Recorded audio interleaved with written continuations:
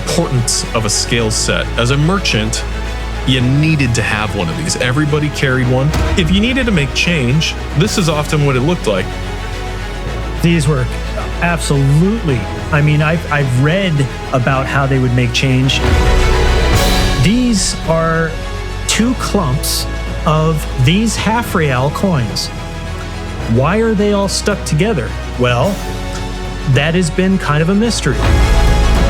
And of course, as an archaeologist, I want to know why. Yeah. Why?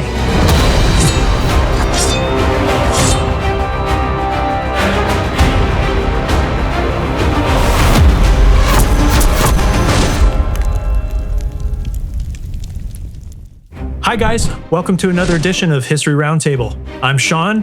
And I'm Josh. So, let's get right to it. I was told that you found something that you want to show me and get my opinion. So let's get it going. All right. What's on the tray today? I got something cool on the tray today.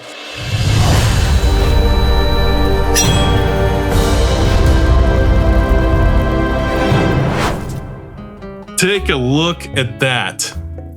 And no, it's not a hamburger I found under a fryer, a crispy piece of food or something. I was going to Take a look at that. That looks like a hamburger patty. That's 50 years old. And it looks like you can still eat it. Right? Yeah. Not really. It's crusty and green. Yeah, it's all right.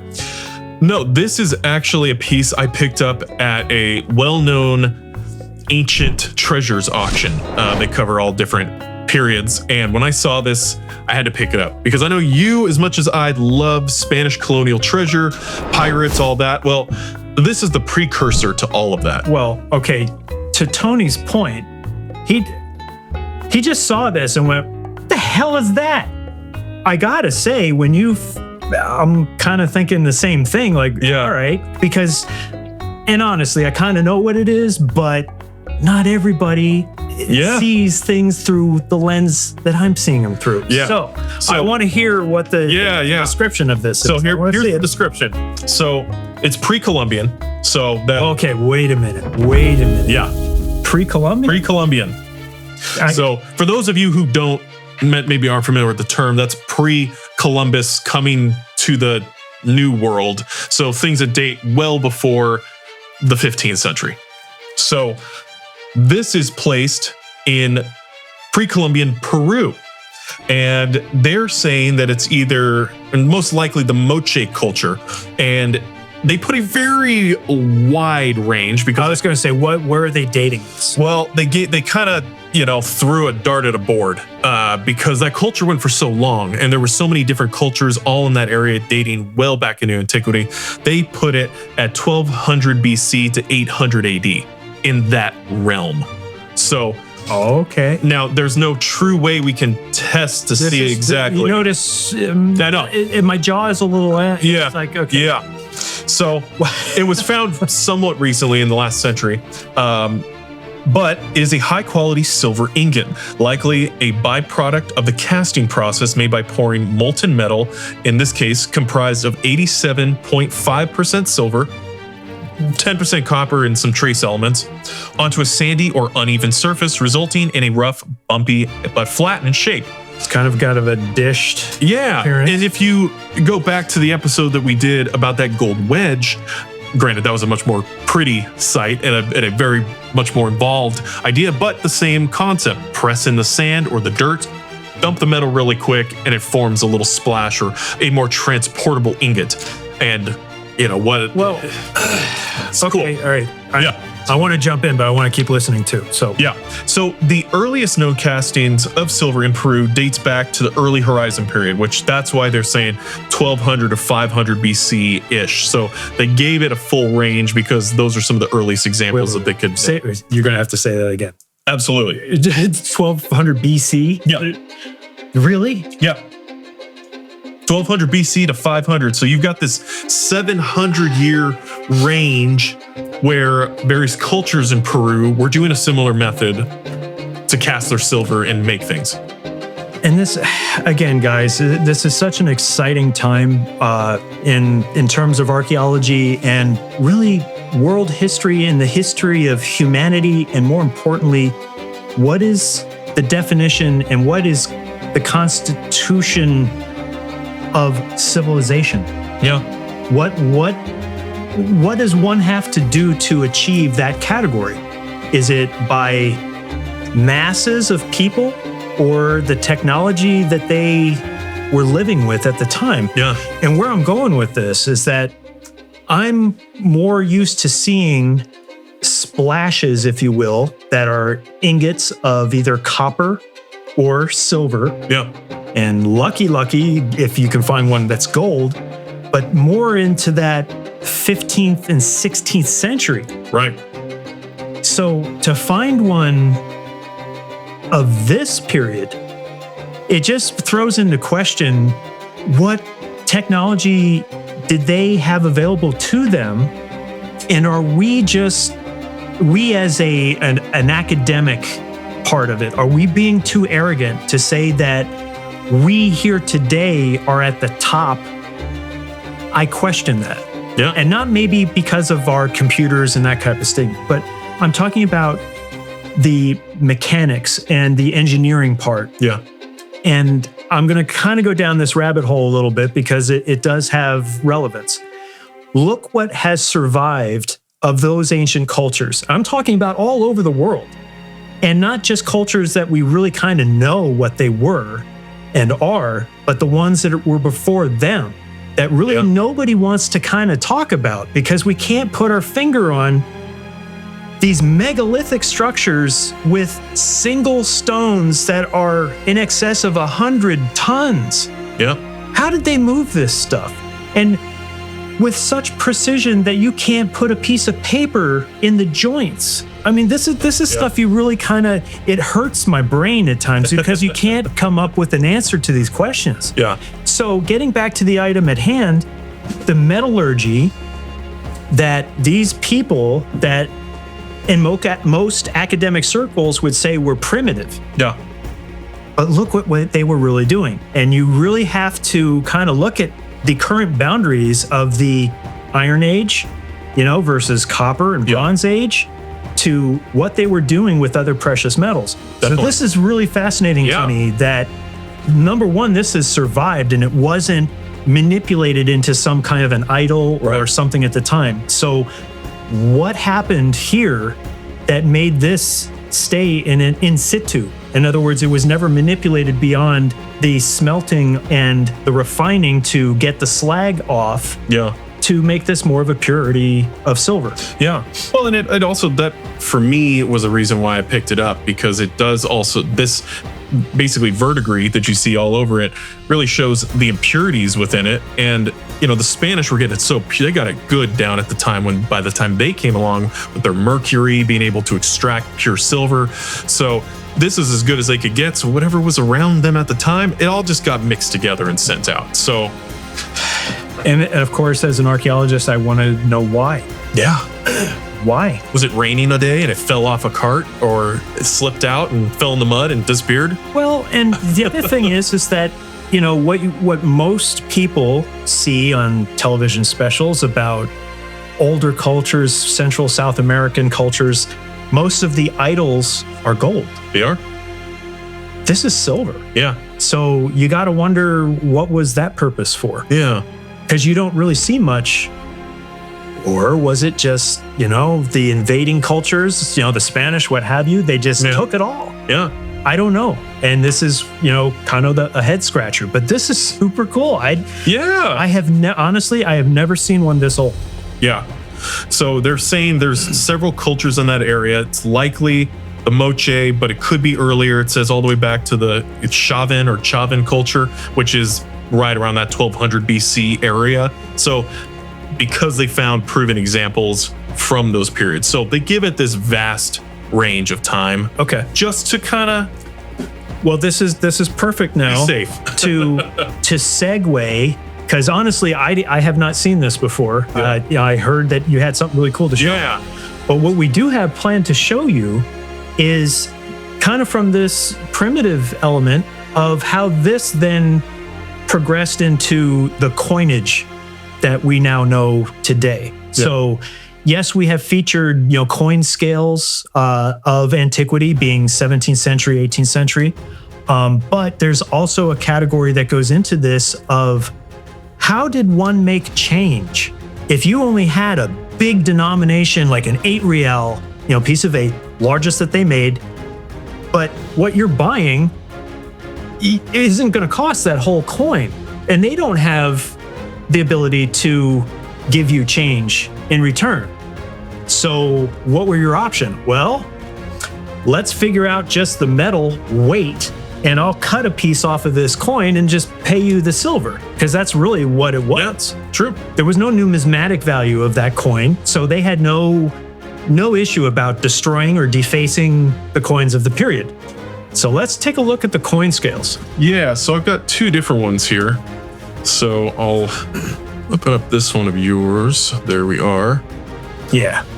And so that'll be a little bit later. This one's 18th century. Yeah, this one is 17th century. And it actually has handwritten dates on there. And oh my God, Tony, look at this. Yeah, it's so neat in here because of all the different countries' weights. And if you followed me on Instagram for any amount of time, I've done a few of these, and I really go into depth about the importance of a scale set. As a merchant, you needed to have one of these. Everybody carried one. And especially in Europe, with so many countries so close to each other and border lines being redrawn, as you know, with all the wars constantly changing, well, the money for the most part stayed the same. So you needed to be able to have one of these. If you're a merchant in France, you're dealing with Spain and Portugal and Italy. And well, and again, what you're seeing on the faces of these weights. Yeah. And again, each one of these is a predetermined weight. And I'm sure you went into this, but just part of repetition. It was a very common practice for cheating. No other way to state it. Yeah. And how would they cheat? Well, they'd take a legit coin, and if it didn't have any kind of an edging or reading or a way to tell if a coin has been trimmed. What do I mean by trimmed? They would take a pair of shears or a file and just trim the edges of a coin.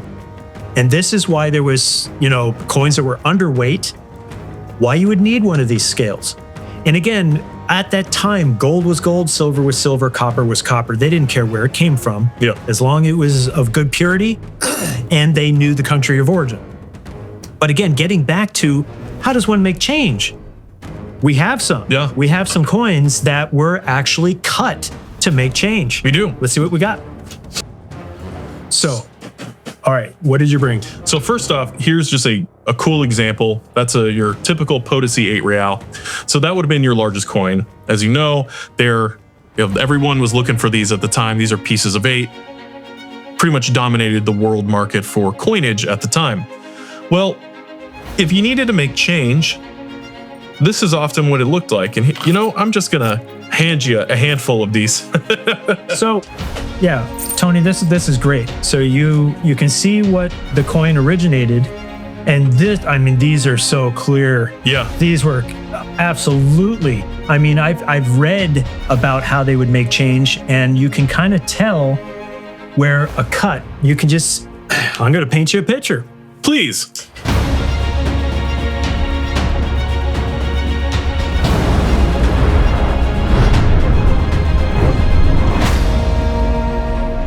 So you can imagine a piece of very, very hard wood. You put that coin on the top of it. Now you have a chisel, a very sharp chisel, and a hammer. Boom. Yep. And you get it to the point where you've got enough of it cut to where then you just bend it a little bit and snap. So this is where the term comes from of pieces of 8. This is the 8 real. This are the pieces to make change from one of these coins. Then there's another expression, 1 bit or 2 bits. So a 2 real, or the equivalent to in weight from an 8 real, would be 2 bits. And these are expressions that are still being used today, which is kind of ironic. But Tony, you're going to need to get a close-up of these, but you can see the markings. Oh, these are just so cool. And what's neat about these specific ones is they actually also have test cuts and chop marks. I was going to say a couple of them. Okay, guys. And then now we're starting to geek out a little bit. So when you look at these things closely, in what we refer to as a chop mark is a foreign mark put on a coin that may not be of its original origin or country of origin. So this is proof, because these are Chinese chop marks, that these were not only made into smaller denomination coins, but they were struck with Chinese chop marks that gave everybody in that one local province that notice that these coins were of legal tender. And if they didn't have that local assayer's mark on it, they should question it. Yeah. Or bring it to them and go, hey, can you check this out? Make sure it's still good. So if you, and I know there's some studies now, a couple of books, that some guys have gone down that rabbit hole to identify some of these markings. So you've heard me say that expression before, if only an item could talk. Yeah. What would it say? Well, ow. Yeah, right. Ow, number one. How could you deface me like this by putting all these chop marks? But if you could identify those chop marks, you can tell where that coin went in its lifetime. Yeah, so looking at all of them, they're all Mexico's, and they all have either one chop mark or one test cut. They're wonderful. Most of the pieces I actually do find, both the whole ones and the pieces were Mexico's, and all from that 1630s to 1660s period. So interesting. Yeah. So I wonder too if there was just so much of it that was making its way over to Manila, Singapore at the time, that then just entered the market. Because I don't ever, very rarely find Potosi pieces that are like that. It's mostly Mexico's. You know what? And I think it's important to show the viewers. We're going to take a pause for the cause. I'm going to grab a tray of some really nice specimens to show you. I think it's important. So be right back.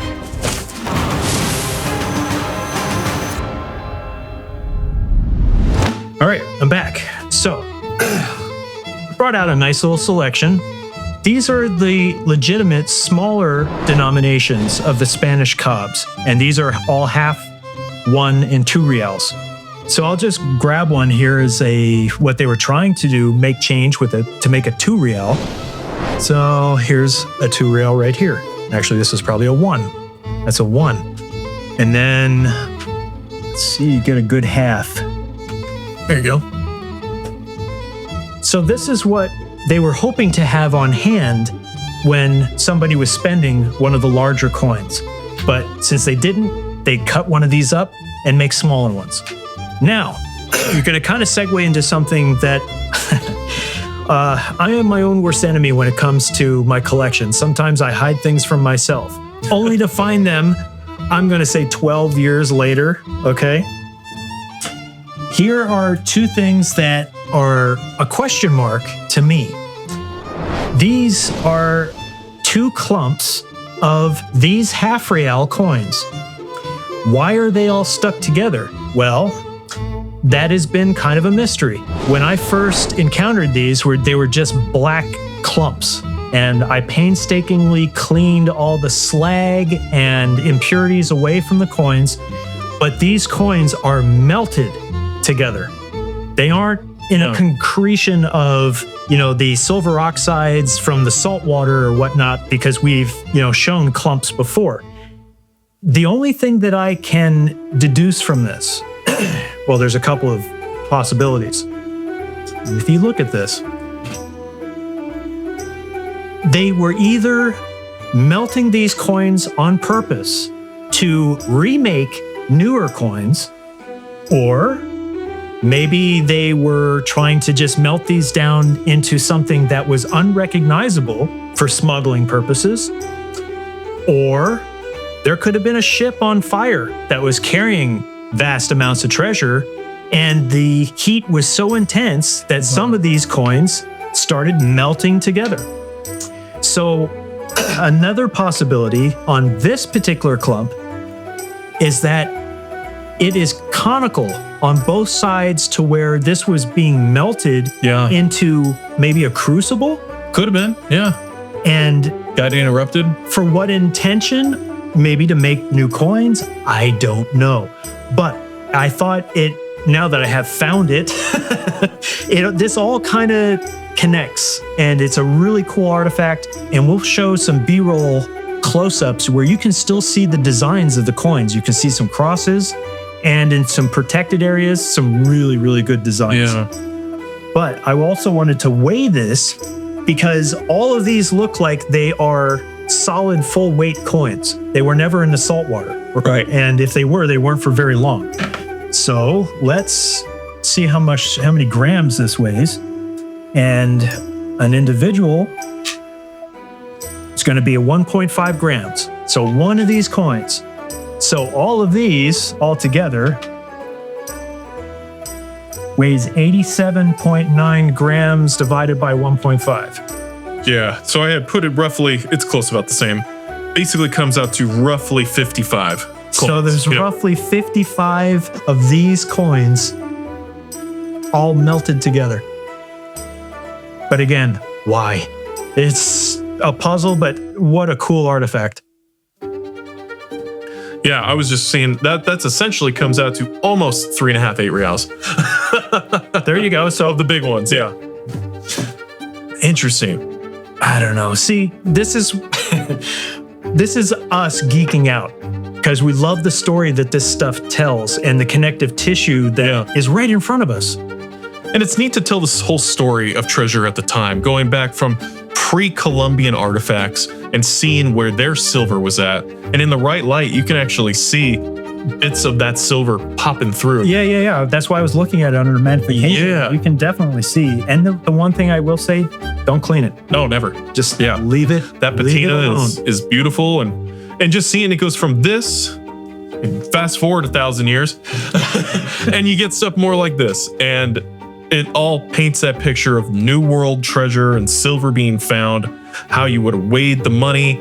And I would guarantee you that probably 99.9% of these all got melted down at some point by the Spanish, whether they were turned into things and then turned into coins and sent into the New World. Let's face it. I mean, obviously, if that was found within the last, 50, 80 years, by an archaeologist, they're not going to destroy it. It's an artifact. Of course. Right. Now, if that was found a couple hundred years ago, they'd look at that as, kind of like the old timers where they'd bite a gold coin to see if it was bent.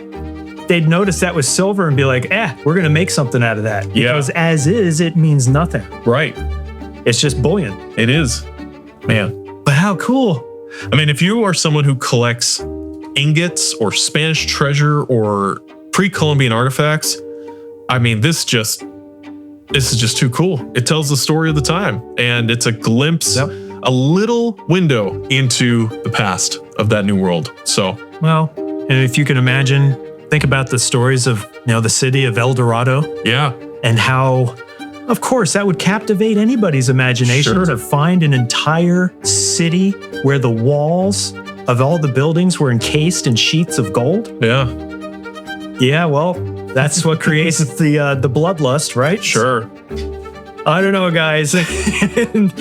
This is cool stuff. Yeah. Anything else you want to add? No. I mean, the only thing I'll say is if you love treasures like this, we have a lot more to show you. And we go back, as I'm sure you'll see, back to prehistoric times on our artifacts. But the artifacts we love the most that we specialize in is pre-Columbian, Spanish colonial, and anything that's treasure. Unbelievable stuff. Oh, you know what we forgot? What did we forget? Cool factor. Oh, how could we have forgot?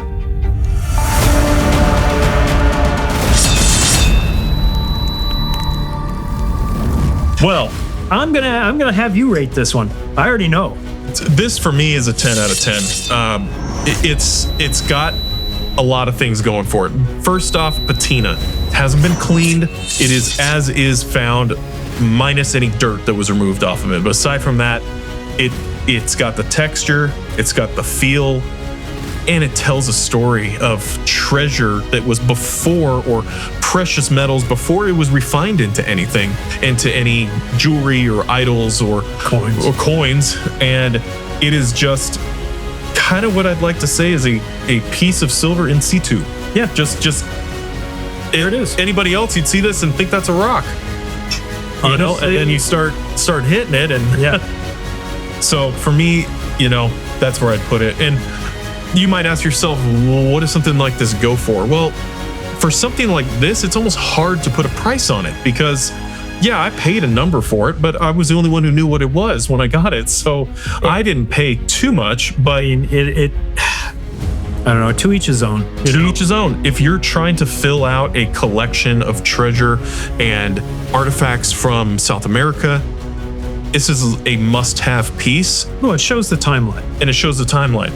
This is predating the Spanish by quite a bit of time, so definitely a much simpler time, but at the same time also very technologically advanced. How many people were doing this kind of thing? And for what purpose? And for what purpose? So there's more to this. There's way more to this story, but always is. Yeah, if somebody wants to buy this, you can. I love it. It's in my collection, but yeah, so that's about where I put it. But price range, if you had to guess, I mean, sky's the limit on these things. They can bring thousands, but you know, it's kind of priced on request. So if you love this, please let us know. We'd love to keep finding artifacts like this and keep that history alive. But if you love History Roundtable, my name's Josh. I'm Sean. We hope to see you on the next one. Don't forget to like and subscribe. Thanks, guys.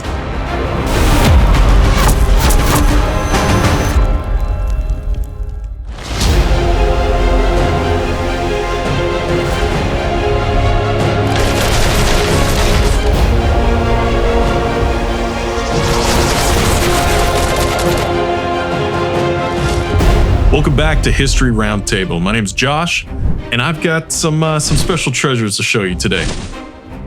So Josh, what do we have on the tray today? Let me show you.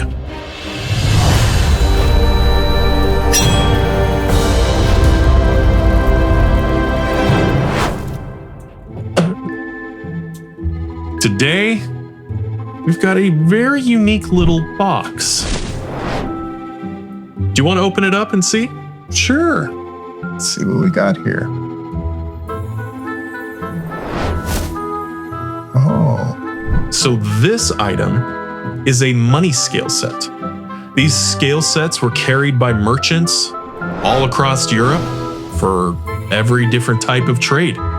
Whether you were a silversmith, whether you were doing any kind of business with textiles, it could have been anything. But the reason you would have carried one of these as a merchant would be because you were dealing cross borders with another country. Say you were a merchant in France and you were going over to Germany to deal with a blacksmith. You would want to have a scale set with weights that equate to the currency that was used in that country. So this specific set has various different weights for the different coins in several countries. You have weights for Spain, you have weights for England, you also have Italian ducats, which at the time this was used also would have been dealing with Spain. So for somebody who was dealing on that part of Europe, this would have been key. What's so nice is also on the lid, both on the top, which is kind of hard to read, but on the interior of the lid, you can see some etching and engraving done in iron gall ink by whoever owned this. And it's actually dated to 1673. So that gives us a good range about when it was made. What do you think about the little scales symbols on there? Do you know what those are all about? Well, yeah. So what's really unique about this little particular set is that, first of all, you rarely see these that are complete. Most of the time, one or more of the weights are missing. This one, it's complete. Somebody also took the time to write in pen ink over each one which country, which type of coinage corresponded with the particular weight. This one also comes with a very unique little pin. Usually these pins were lost. And to get these out, you can see it would be somewhat of a challenge with your fingernail. So they provide a small hole where you can carefully lift the weight out. On the back of the weight, are some initials and numbers, which basically is a way to identify where and when this particular set was made. This particular weight has this Jerusalem cross, which means this was a Spanish coin weight. Yeah, and at the time, most of the common folk, they couldn't read and they barely could write. So having a weight that people could identify the symbol and say, okay, this is my currency here in France and I'm dealing with Spain, you can see, that's a French coin, or that's a Spanish, or anything like that. So you would be able to pair up symbols with coins and give people the peace of mind that they're not getting cheated out of their wealth. Right. And one of the most important things of why these weight sets were so critical to merchants is there was a common thing done back in this period where people were cutting little pieces of the coins off, making them underweight. So this scale basically made it so you could weigh the coin with the weight to determine if it was proper weight. If it was underweight, then you would know that you were getting ripped off, that somebody had trimmed the coin. The other thing that's interesting is this little drawer. As you open this little drawer, inside are fractional weights. There's all sorts of different little sizes. So this complete set, the fact that it still has all of its weights, it's dated, and it has fractional weights is almost unheard of. It's super unique. So where would you place this price-wise? Price-wise, given the subject matter, the fact that it's all complete, I would say it's got to be worth somewhere close to $4,500 to $5,500. Yeah, we've come across a few examples like this one here. They come in all shapes and sizes, and to find one that even has the grain weights, the small, really thin ones, it's extremely rare. And to have the complete scales themselves. The strings might have been replaced at some point over the years, but the fact they even have strings there at all is quite wonderful. But what would you say on the cool factor scale that you would rank this?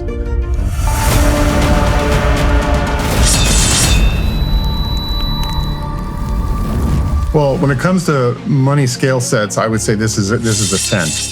I mean, just look at the small little fractional weights. We have at least, 8 of them that come with this set, which, it's hard enough to find the larger weights intact, but they have all the fractionals. You just don't get them. So, yeah, this is definitely at the top. Very cool. Well, we would love to show more different styles and sizes of these scale sets. So if you'd like to see more of them, head over to our website or ask us in the comments. We would love to show you more examples of them and also talk about the history of them. Yeah, if you guys like really cool artifacts like this, follow us for more. More to come. We'll see you on the next one.